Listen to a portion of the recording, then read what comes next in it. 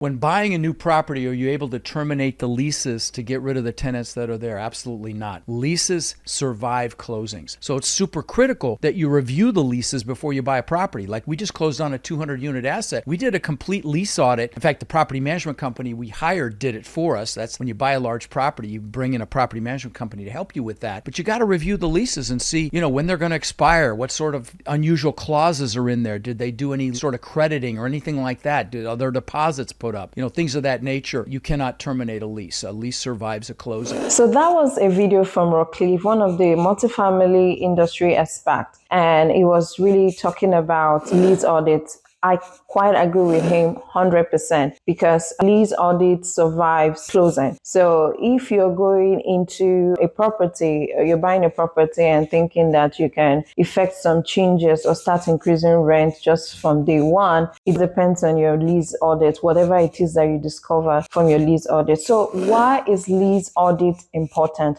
What are the activities that go on while we are doing lease audits? So for us, Blue Oceans Equity, we work with our property management company to help us with the lease audit. So they do the lease audit for us, but we're always on ground to oversee exactly what they're doing. So what are the things that we do during the lease audit, and what are the things that we're checking for? Number one reason is to verify income projections. It's possible that the seller or the broker has given you some income projections. So you want to verify exactly where they are and see if you're going to achieve your projection. So for example, if they've told you that the rent is $1,500 and you're projecting that if I add $50, I should be able to get them. Let's say by the time you now did the lease audit, you found out that they're not even at $1,500, they're at $1,200. That is a massive discrepancy, or that will affect your projections because it might be difficult for you to jump. It's a lot more difficult for you to jump from $1,200 to $1,550 because you say you want to add 50. If you're already at $1,500, then it's easy for you to assume that, okay, $50 addition to it is possible, especially if the market sees so. But if they are at $1,200 and you're doing a projection based on the fact that at the time of when you went on that contract, they said they were at $1,500, then you might have an issue. So lease audit helps you verify if your income projection is possible. The other thing lease audit to also help you do is to verify discrepancies. I remember when we were doing our lease audit for a property, we went under contract in Pennsylvania. The seller gave us the rent roll. So when it was time for us to perform the lease audit, we did the lease audit and we found out that it was completely different from the reality. So when we went through his books, we found out that he was way behind exactly what he projected, and that had affected the deal entirely. So it just opens up. So lease audit will open up some discrepancies. If the seller was lying about the income they were collecting or things that they were collecting, it will open up those loopholes for you to review and assess at that point. One very important thing about lease audit, it just helps you also check the tenant quality, tenant profile. You want to know exactly who the tenants are on the property. What do they do? What income do they earn? What is the demography? How long have they been there? You want to know everything about your tenants. Are they felonies on the property? Are they offenders on the property? Whatever it is, this is the period you want to know. You want to check exactly who your tenants are and the profile so that you can properly execute your business plan.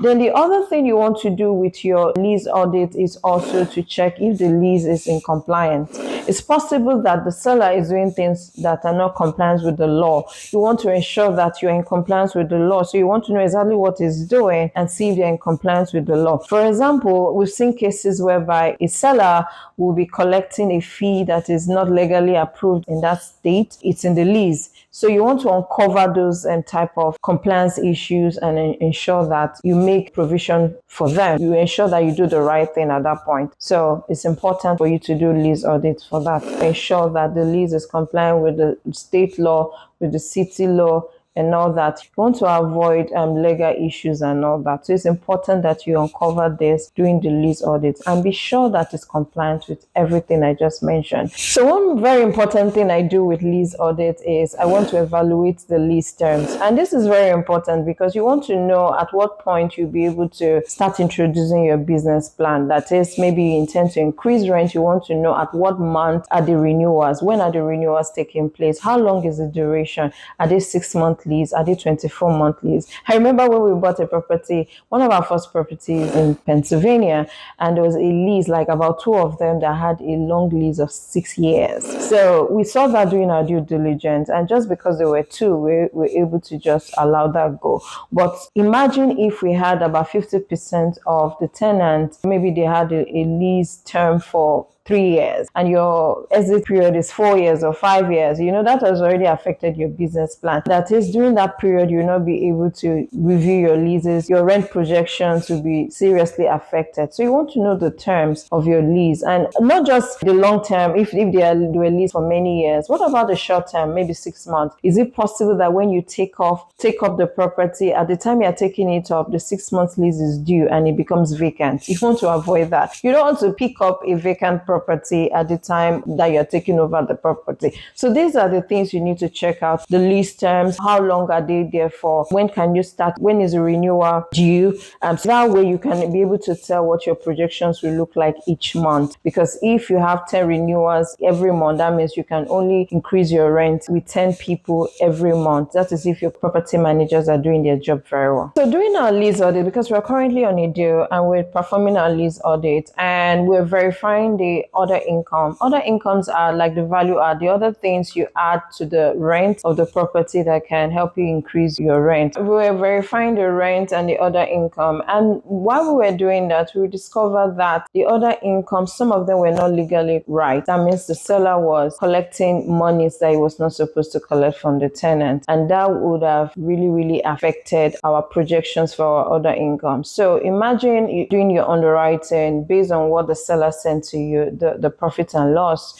the other income, then let's say it was 130. I'm using this as an example. So why going through your lease audit, you found out that like $30 out of it are illegal. That means you can't continue with that other income practices and all that. So already that has already affected your income projections and all that. So you want to actually check the lease to see if there are any hidden costs that are not legal, that shouldn't be on that deal. And that will help you determine if your actual projection is right. So lease audit, you kind of emphasize the importance of lease audit. Another important thing that the lease audit actually helps us do is to manage risk. From the lease audit, we're able to find out those that were paying their rent, those that were in default and all that, the delinquencies, the bad debt. We're able to check out those things during our lease audit, and that helped us properly go back to check our underwriting, because at that point we discovered that some of the people on the property are delinquent for months and all that. And it was in the process of doing the lease audit, we had to start asking questions. Why do you have 5 people that have been owing consistently for the last 7 months and they've not been kicked out of the property and all that? So there were some explanations to that and all that, but this helped us factor in that we could have those kind of issues. So we took that into cognizance, into underwriting. So let's say, for example,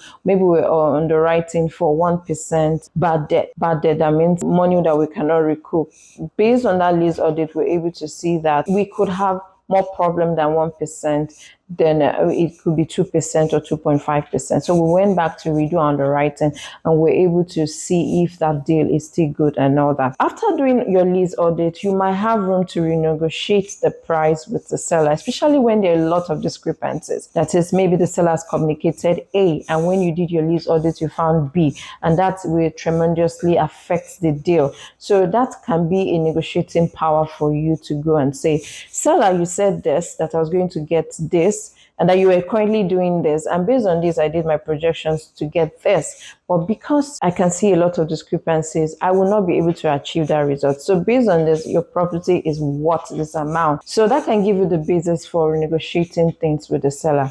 I hope this content was very good to you. There's so many other reasons, but I just decided to state some very important reasons why you need to perform lease audits if you've not been doing that. I hope this tips was very important to you. Please have a wonderful day.